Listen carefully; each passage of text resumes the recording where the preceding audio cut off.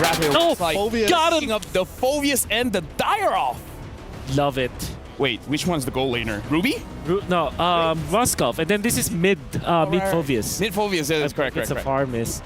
Wait, And as we jump into the Land of Dawn for this first game of this best of 5, both teams looking to make history as their eyes are set on their first ever grand final spot appearance at the Mid-Season Cup.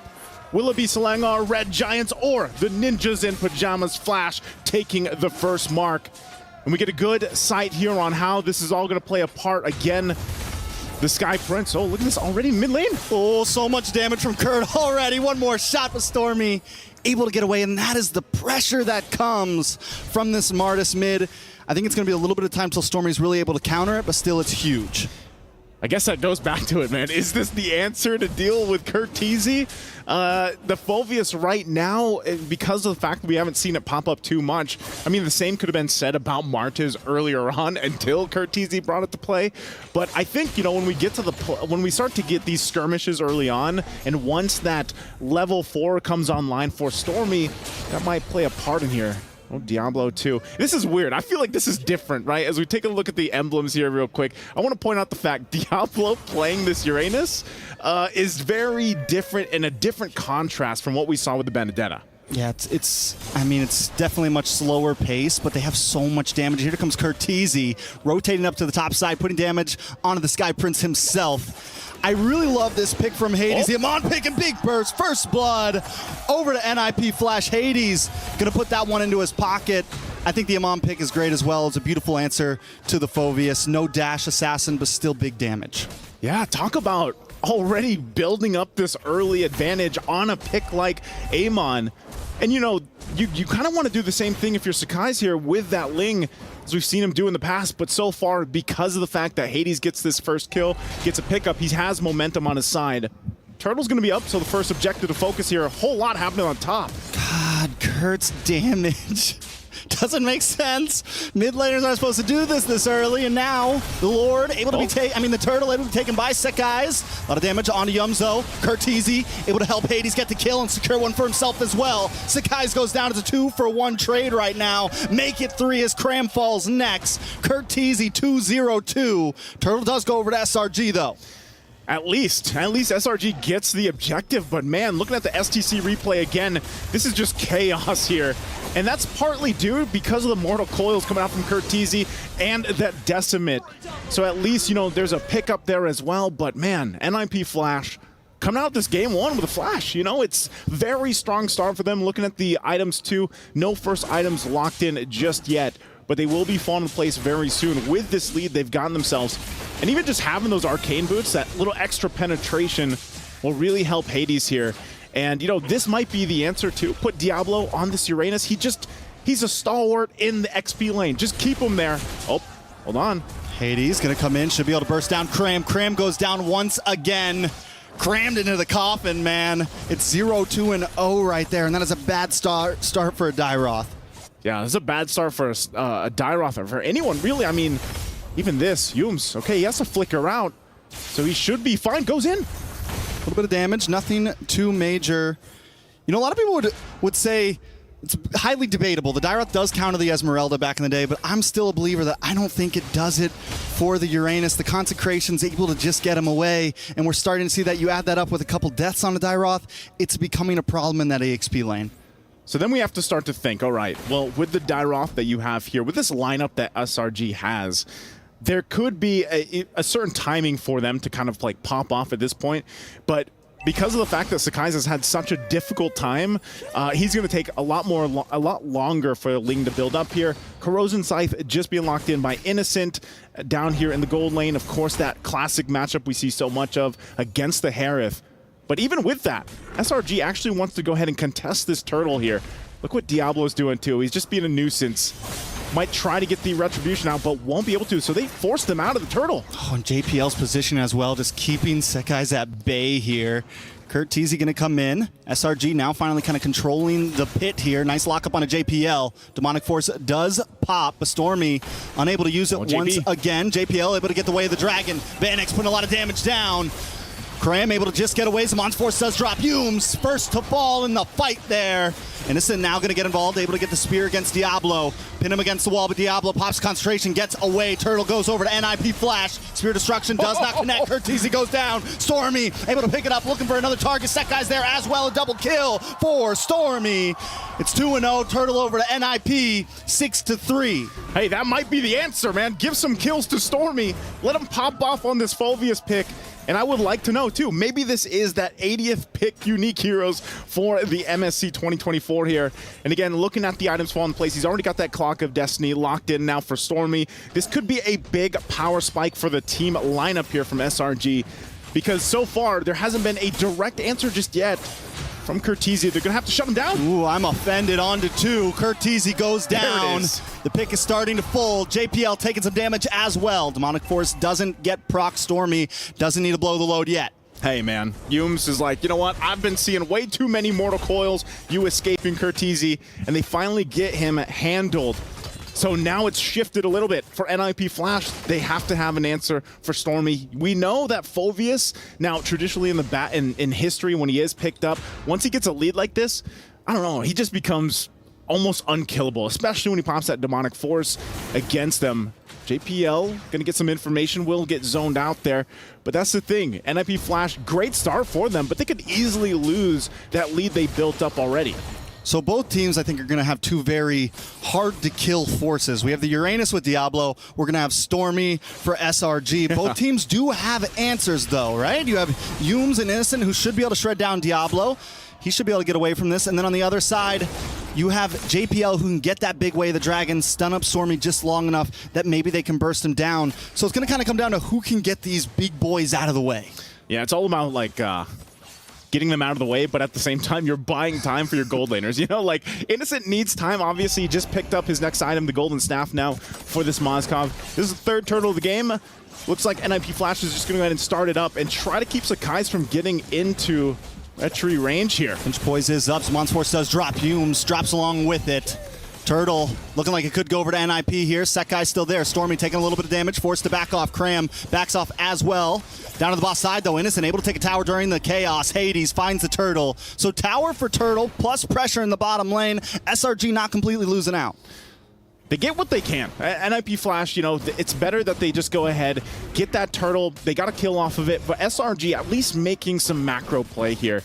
It's part of, you know, basically the chessboard, if you will, because SRG, they got to have space to work around with, especially the lineup. This is where the Ling gets to shine. You have a space advantage around the map. You can then go ahead and put pressure as well. So it reverts from Innocent doesn't always have to be the one split pushing. You can then let Sakai's do it. He shows up for these objectives and tries to steal it. Now, part of that, too, is where does this Dyroth fit into this whole thing? And it might just be, you know, oh, hold on.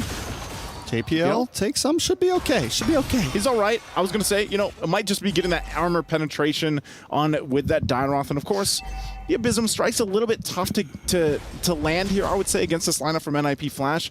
But also items locking in here. Berserker's Fury now for Sakai's, working against that gap. But look at this. The Genius Wand 2 from Hades will help with the fact that you want to play into Vanix. You have this Harith. You got to let him shine at some point, but already looking at this fight for mid control, if they can get the tier 1 turret down, that might be best for whoever is able to do that before the Lord comes up. Yeah, tier 1 mid is going to be huge. Both teams have lost a little bit on the side lanes. Nothing too major.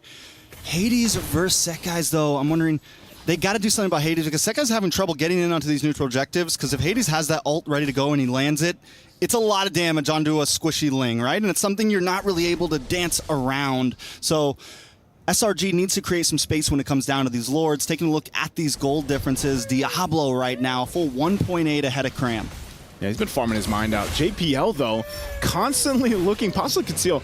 Man, I feel like, you know, when we saw JPL earlier in the matches, he was such a playmaker. Right now, it looks like he's struggling to really find the right setup. But he's got the, you know, he's managed to do it 4 times. It's just now at this point in the game, you have to be even more careful because of what's happened in the previous skirmishes. And although they hold, you know, a bit of a lead, look at the confidence that SRG has. They're going to go ahead, pull up the Lord, try to get the attention. Meanwhile, Diablo will continue to do this against Sakai's. So the information is already there, trying to get this retribution out. Oh, he's actually quite low too. Ooh. This is dicey. Sakai's trying to come in. Turtle does go over to SRG. Stormy finds Hades along with the Bakram. Able to answer. Find one on a JPL. Now Curteezy on the run. The Monk Force drops and Curteezy drops along with it. Vanix goes down. Stormy with a monster kill. The Sky Prince pulls it off. Even with 25% HP, Diablo messing with him the whole time. He comes in, swoops in like the prince he is. Boom, gets the retry off and gets the safety. Meanwhile, the rest of the team handles everything. You know, he came in, did his job, and he's out of there. They're handling business. He handling business. Handling business. As Pulling they like up. to say. Yeah, pulling up like they like to say in Florida, man. You know, that's how they're doing. Lord going to be coming soon now on the bot side. NIP completely lose the lead. 2,000 now over to SRG, and they're going to be pushing hard on this one. Yep, they're going to go ahead and get these tier 2 turrets now. NIP Flash, you know, they started, like I said, with a flash in the beginning. And now they're being kind of stopped here a little bit. Shields are going to pop. They might be able to hold on to this turret here. It looks like they will be able to in the bottom lane. JPL still kind of struggling to find his setup because he kind of is that front guy to be the initiator for this matchup. Also, keep an eye on Hades on his plans there. Oh, JPL down. JPL Couldn't even cast down. that one. He's just deleted. And, you know, at this point, Hades is like, you know what, I'll just go ahead and get these buffs. Get what I can, steal it, and try to slow down this shift. Oh. But, oh, this is tough, Hades. Yeah, a lot of damage. Tempest of Blades, right to the face. Takes Hades right out of his place. Hades down. Sekis able to put another kill down on the board. Man, Sakai's he's tired of it. You know, he dealt with the pressure in the early game, and he's like, I am not having that anymore. Also, too, for Cram, his job has just become be a little tanky, be this tanky Dairoth, get that debuff, that armor penetration on, and then let the rest of the team shine. Meanwhile, Stormy has not died. He is basically an unkillable, whatever Phoveus is, demonic force guy. He's a demonic force.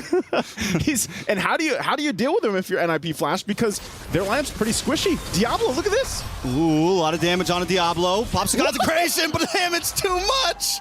The unkillable Diablo, the Demon King himself, taken out by the Sky Prince. I've never seen a Uranus go down that fast. Like, talk about damage burst already with Sakai's here, especially good layering. But for NIP Flash, now that the tables have turned, we're talking about 5,000 gold now in favor of the Giants here. With this momentum that they have, NIP Flash is kind of left to wonder, how do we actually win these team fights? How do we get the advantage in our favor? A Malefic Roar also being picked up by Sakai's will make that even more difficult at this point. JPL's almost at risk. I mean, he's almost... Oh. Ooh, Curteezy pulled in with the Amma Fend, and the burst damage connects over and over, but Curteezy still able to just get away. Tempest of Blades drops. JPL flickers back. The Mons Force is there to help out. Trying to dance around Vanix, trying, but he still falls. That's one down. SRG, it's all they need to try to move over. But Hades now trying to lock onto Krem here. Gets the ult off. But he lives! And he falls for that one! Sekis! Sekis! 5, 2, and 4. Cram just stood there because he's like, nah, I'm fine. I have an Athena shield. I'm good, bro. I'm good.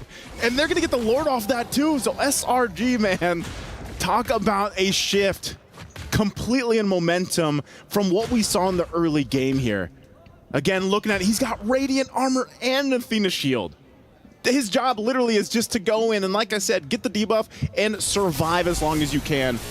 Again, a pull. Oh my god, the damage is just too fast. Curteezy falls down. 2 members. Hades just gonna come back onto the Land of Dawn to try to defend the push. But SRG have a Lord coming, so they can just take their time with this. You know, Cram, we thought he was gonna be the burster. Nah, bro. I got a Ling for that. I got a Sky Prince for that. You got Innocent. I got an Innocent for that, bro. Innocent has just had what I like to call the gold lane experience. He just farmed up his entire time. He's online now. He's ready to rock and roll. But, you know, at this point, it's going to be very grim, very difficult for NIP Flash to defend against this. With this kind of power spike in favor of SRG. Look at this. Turret just dismantled quickly. Lord still up. They want to fight. JPL can't even look for the kick because Yums is always there to lock him, but here comes JPL to the backside, trying to get a target, but the Lord already connected onto the base. JPL eliminated. Hades able to find Storm. His Mons Force does drop, but the base is down to 30%, and SRG will take game number 1. And the Red Giants come out swinging to game number 1 of this best of 5. And man, that was the answer. We were wondering, what's the answer to the Marctus? Well, What we have to say? Dude, that was clean. That was clean coming in from SRG. That was huge momentum. I mean, I thought the early game was pretty much doomed, right? How many kills was given over to NIP Flash, and somehow we did see SRG swing it back in their favor off of one singular fight. Yeah, this fight, which kind of proves to me that at least the Land of Dawn Lord is actually Malaysian. You know? Yeah. That's. I mean, Could have felt that way. here's the thing. The Sky Prince, Skies, did his job, but the Prodigy, man, Stormy. Yep. Like, he's like, okay, you want to play fighter mid? We'll fight fire with fire. Yeah, this is amazing. And this is why I felt like